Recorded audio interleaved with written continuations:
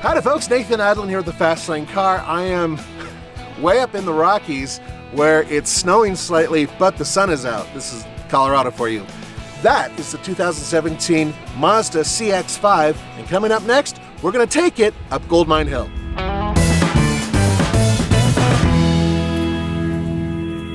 That is a 2.5 liter Skyactiv 4-cylinder engine. Puts out 187 horsepower and 185 pound-feet of torque. It's hooked up to a 6-speed automatic transmission. Now, what's interesting about this engine is it's super high compression. So it has good power, not great power, but good power, and it gets decent gas mileage. This is an all-wheel drive model, and it still averages 26 miles per gallon. I've been averaging 27 miles per gallon, and that's with stop-and-go traffic in downtown Denver.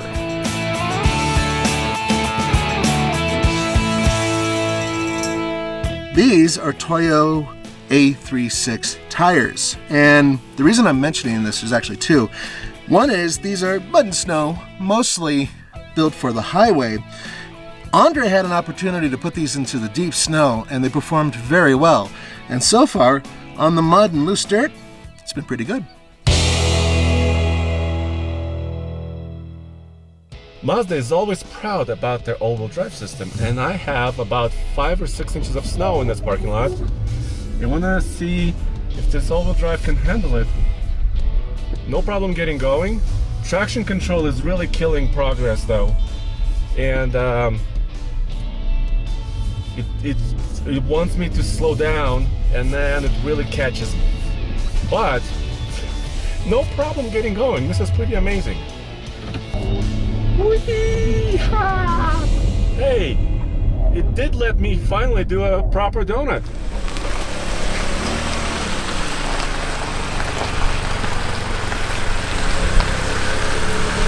I'm not really concerned about the first part of Goldmine Hill, and I'll tell you why.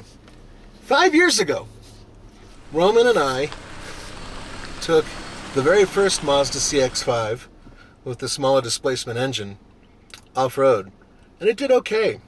That was before they did this full restyling. That's before they had the 2.5 liter Skyactiv engine, which is much better in this vehicle.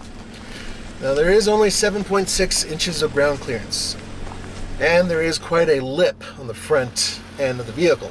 That means that we're not going to do the final obstacle, even if I think the all-wheel drive system might be able to handle it, which I think it might.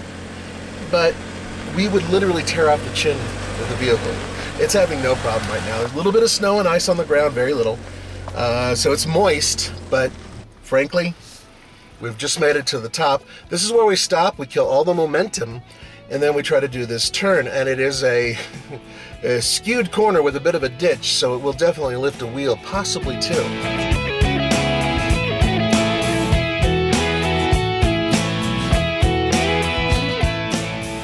Guys, the only thing in this interior that I have any issues with is this, and it's not the display screen itself, it's the interface. It's non-intuitive. It takes a lot of work to get to where you want to go. So I'm hoping that in the future, they'll be able to make this an easier system to use. You know, it's got a little dial down here. Wish it was better.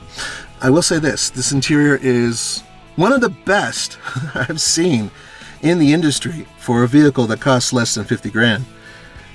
I am truly impressed with what they did, and what it did to me was it forced me to look at the term that I use, refinement. And the reason why, I can actually show you back there. Let me show you what I'm talking about.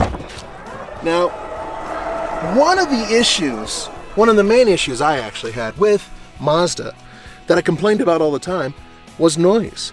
Driving noise, interior noise, echoing, stuff like that. Well, Mazda really took a hell of an approach when it came to combating that issue. Look at this. Normally, automakers would put plastic in here. This is all carpeted, and it's thick too. It's well padded. That's part of what they did with this very comprehensive upgrade in terms of dealing with noise. We're talking about thicker seals, better sound deadening material, several things to mitigate interior noise. I have traction control on right now, so as long as everything goes according to plan and I can make it around this corner, which is a bit of an obstacle, I'm going to leave the traction control on. There are no off-road settings in this car. It's all automatic. So other than, there we go. Look at that. Didn't like that one bit. I got my foot all the way down, and it doesn't. There it goes. Figured that out a little bit. See if we can do a little bit more. No, doesn't like it at all. Interesting.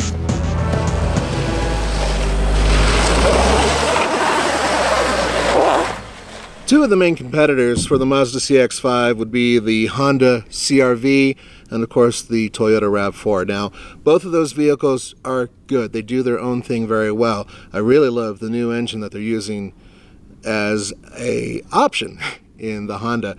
Turbocharging is great, especially up here. But in terms of exterior design, Mazda absolutely kills it. This is one of the best looking vehicles in its class.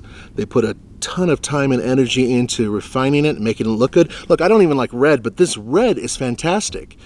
Everything they've done with the exterior of this vehicle has gone up in class, up in style, up in overall execution. Really, truly a beautiful vehicle. So lifting up, really going light on the two of the wheels while the other two have traction, just wasn't enough grip for it to go, so the wheels were spinning a little bit. So I'm going to try it with a little bit of speed. Yeah. Oh, it made it. It stopped a little bit, but it finally decided to keep going. That was fun. I wouldn't say it was easy for this vehicle, but once again, a little bit of momentum can get you over those types of obstacles when you're talking about an all-wheel drive vehicle. It's really built for snow and light dirt trails. So, yes, I'm glad it didn't go up the final obstacles. That, and it would have torn off the front and chin without a doubt. Without a doubt. So, thank you guys for joining me. Now, real quickly, this vehicle starts at $24,000 and change. The one we have here, fully loaded with a nice interior, the sunroof, and all the other stuff, comes out to around $33,000 and change. Now, that is expensive, but it is comparable to other vehicles in the class. Thank you so much for joining me for the Fastlane Car. This is Nathan Adlin, and don't forget to go to tflcar.com for news, views, and real-world reviews. See you next time. So a little bit of rain, snow, and erosion has created a obstacle, and it's similar in terms of look to the Razor Bend Cliffhanger 2.0, but this is Baby Razor, so we should be all right going over it, but it is a bit of an obstacle.